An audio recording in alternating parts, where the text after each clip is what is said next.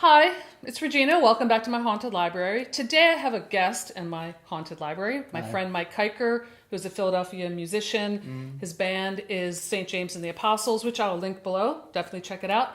And he's also a fan of Panos Cosmatos, or Cosmatos, however you say his name. We're fans of his film. So we saw Beyond the Black Rainbow together and loved it. And we watched this last night. And Mike scores films. So I wanted to talk a little bit about the music of the film, and then we'll maybe get into more of the story. So immediately, what was your first impression of that opening shot with the Crimson song coming in? Just awesome. I don't know. Yeah, just like hell yes, they're using King Crimson in a movie. You know, that was really the only thing I knew about the movie going into it, other than hey, it was directed by Panos Cosmatos. So somebody had told me, yeah, King Crimson Starless opens the movie. I'm like, I'm in. Okay. Yeah, Enough definitely. said. So there, and I felt like in general, then we talked about this too. The movie has like a heavy metal magazine kind of feel to it. There's some animated sections that look a lot like the movie heavy metal, and the comics, and the comics. Yeah, and I felt like it again references the 80s. It takes place in the 80s. There, one of the opening shots has a Ronald Reagan talking on the radio, so it came in the 80s. But that's the only thing really real about this movie. There's not. It's not realistic at all. It has the same kind of otherworldly feeling. Quality. Yeah. The tone poem. Yeah. Of I agree. Beyond the Black Rainbow. Yeah. Overall, I mean, it had a way more cohesive plot than Beyond the Black Rainbow, which didn't take away from the movie at all for me. If it made it easier to follow, but at the same time, there were so many, just like that movie, there were so many other things going on that was just like, mysterious and psychedelic, this or that, however you want to put it, but it really it really kept the spirit of the other movie while still, I think, not that I felt like he was trying to make it a more palatable commercial film, which I didn't feel that way at all. But yeah, I mean the only thing that really adds to it is having a well-established actor like Nicolas Cage in it, but I really think that might be probably one of the best. I'm not a Nicolas Cage expert, but I really think that might be one of the best of all the movies I've seen him in. That might be one of the best performances I think he's ever done, because he really gets and seeing that GQ review that he did, he does seem like somebody who's really obsessed with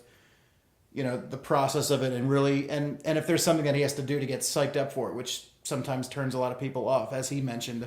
I feel like this is the kind of movie where it looked like he was having a good time doing all of this.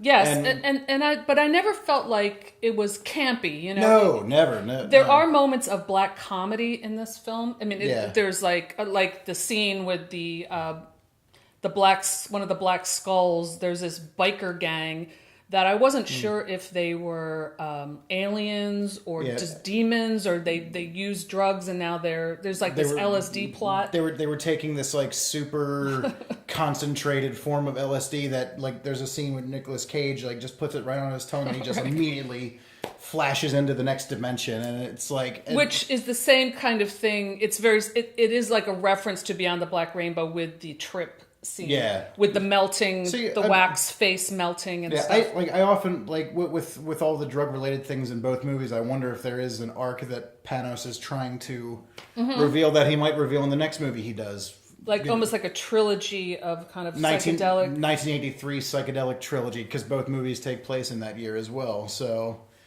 but that's sort of the other thing that got me too about talking about the Black Skulls, is that immediately as soon as I saw them, I thought Hellraiser. Exactly, very otherworldly, definitely. All this kind of S&M looking gear all over them, and like, you never see their faces. They're all, when you do see close-ups of them, they all have, like, they're kind of rubberized and just covered in this rubber, leather, latex, whatever they're wearing. And there is a scene with involving a 1970s porn video playing on a television screen that plays up the comedy a bit. I would say horrifying. If there are any parts of the film that made me laugh, it would be that, especially the scene where even Cage himself admits he took it right out of a Bruce Lee film, The Next Snap, and he's like, like, whatever he says to the character, it felt like, to me, that felt like classic Nick Cage. It's like he's done that.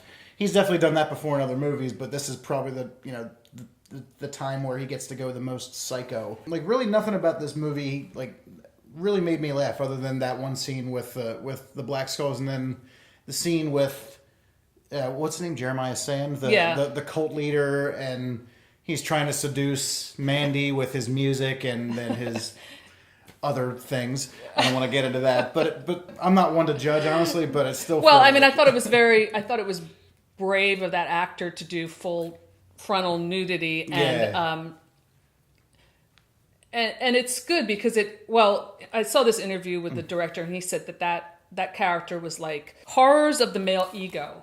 Yeah, I totally agree with that. Where the Jeremiah character is a failed musician, and he has this grand LSD vision that God bestowed upon him, that he is allowed to take whatever he wants in this life, and that to me just reeks of ego. Mm-hmm. And that's the kind of thing you see a lot even in something like I was mentioning this to you last night about the documentary Wild Wild Country on Netflix about Osho, or the Sri Rajneesh, that cult leader, about how he had something like 87 Rolls Royces, and he had all these followers dress in red for him, and then had the town Rajneesh prom. And I'm like, how much of that particular cult leader came from what that guy supposedly allegedly did, as everyone revealed later on in that documentary. So I definitely got shades of that as well. Yes. I don't know if I don't know, but that the cult leader as the failed musician is kind of, it could be a reference to Charles Manson.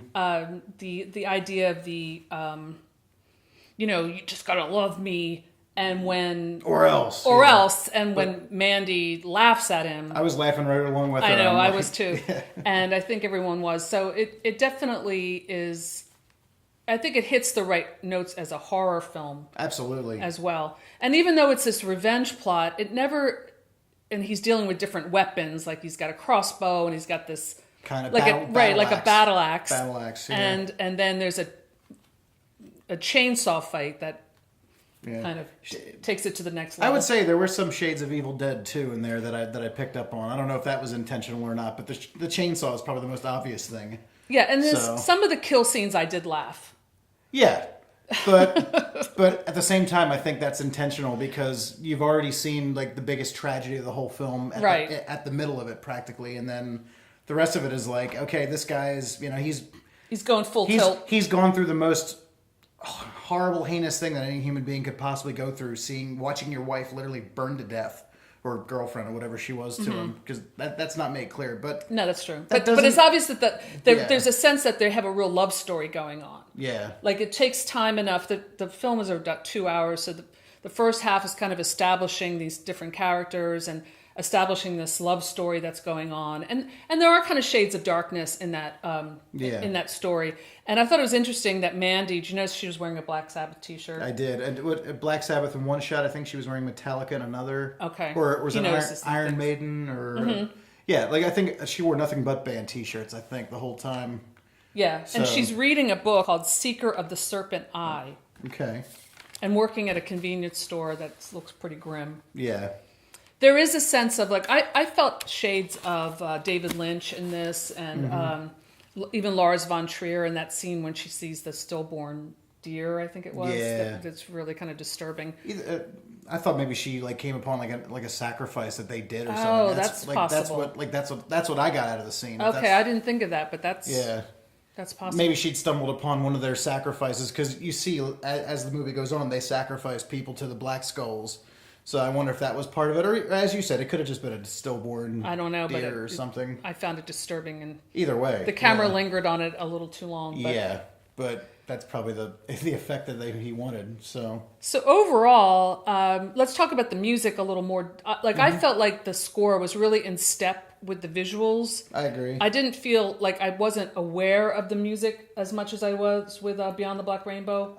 I was, but I think it's just because I always go to the music in movies. And I mean, if I have any critiques about the score, I love the score from start to finish. It really, I mean, it was, I think it captured the same kind of vintage aesthetic that I think Jeremy Schmidt tried to go for, or achieved beautifully in Beyond the Black Rainbow. And if I had any critiques, is that I feel like Johan Johansson might have taken a few too many cues from Jeremy Schmidt a bit. I feel like I feel like if Schmidt had scored this film, it would have turned out very similar to what Johansson came up with. But which maybe is what the director wanted. maybe with the use of Starless, I do feel like it set the mood perfectly in that we're not going to be, this isn't going to be a movie for somebody who just wants to see something mundane and realistic. This is taking you into somewhere that some of the darkest depths of the human soul I think you will see in this movie. There are times where I feel like in Beyond the Black Rainbow, the music is more the centerpiece than what's going on screen, which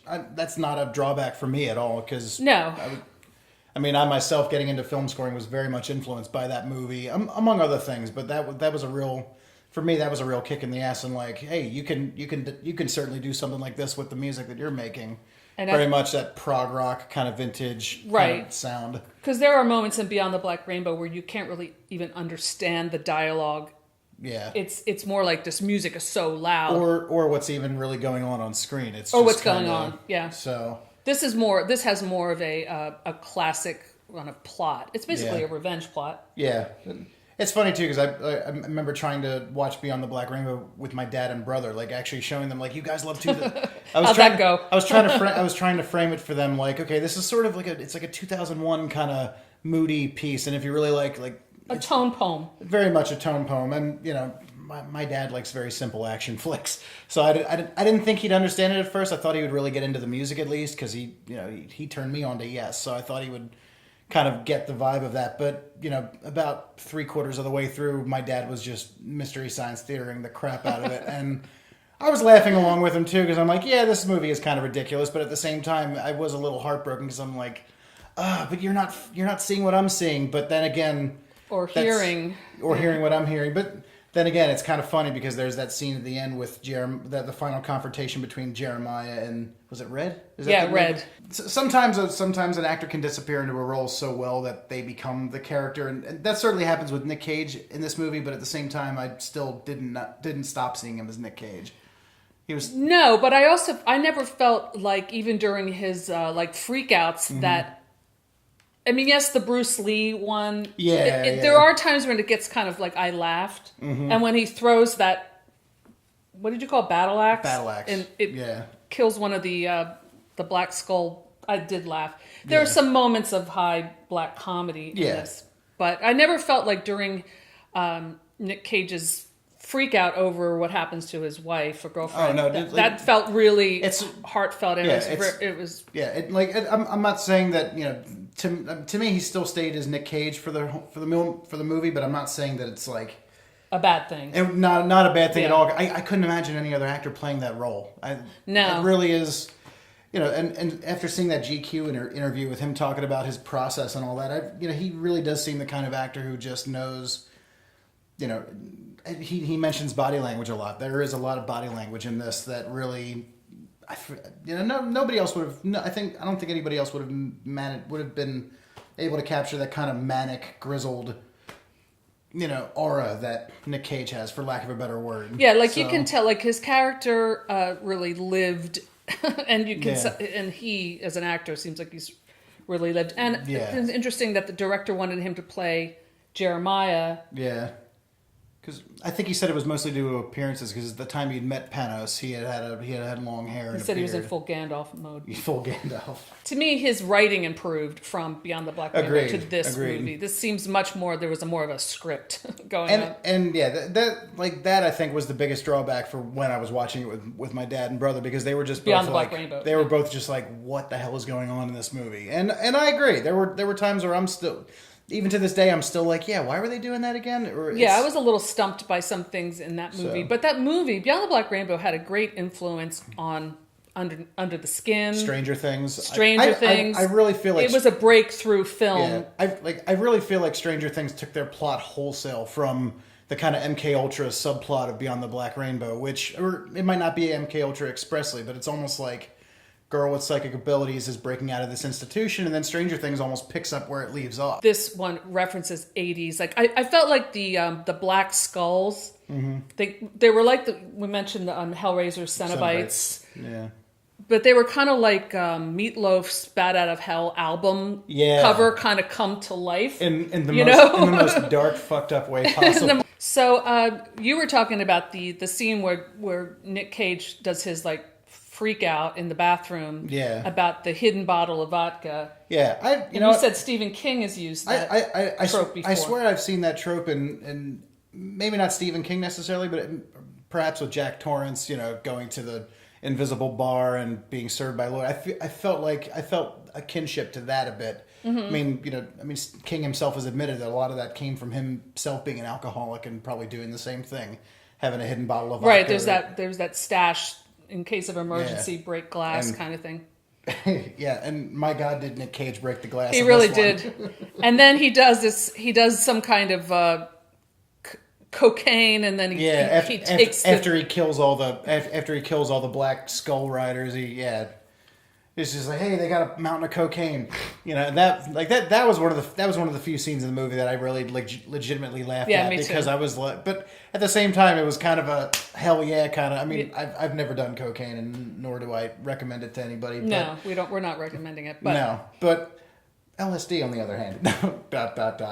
So, but I would say, that was one of the few scenes in the movie where, as you said, like the black comedy really shined through, and it actually, I hope the director meant for you to laugh at that, because it actually felt like, okay, there's a little bit of brevity here because there's some really heavy shit going on. I think horror fans, it would be a good introduction to this director's work for horror fans, and anyone who like Beyond the Black Rainbow, I think is already going to be right here lapping this up. I already was.